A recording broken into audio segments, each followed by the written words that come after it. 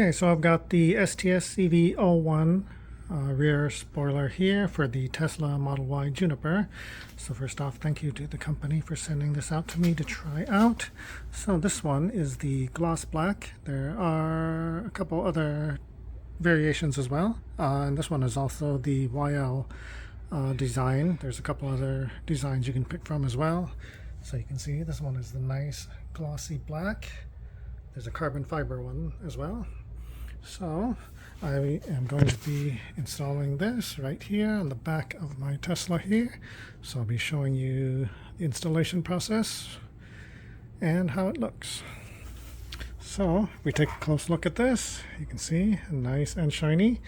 It came nicely packaged in a long box, and this packing material includes a double-sided tape and some installation instructions there.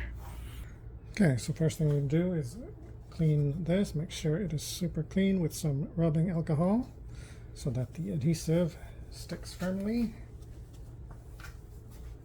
So next we're going to follow the instructions and clean the underside of the spoiler with some rubbing alcohol to make sure it's clean so that the adhesive sticks to it properly.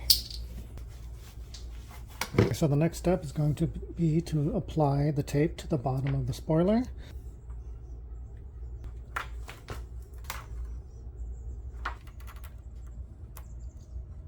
Okay, so I got the tape on, and then I peeled off the red part of it. So now you can see I kind of marked where the center of the car is. I'll match up the tape to make sure it is correctly positioned. And then now I'm just going to stick it on.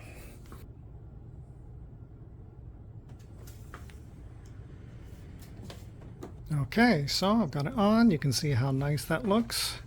A really nice fit. Matches the curve perfectly. Looks super nice. Adds a nice touch to the car. Makes it look a little bit more sporty. So now the last step is to tape it all down to let it cure for 24 to 48 hours to make sure. So I'll just add some painter's tape.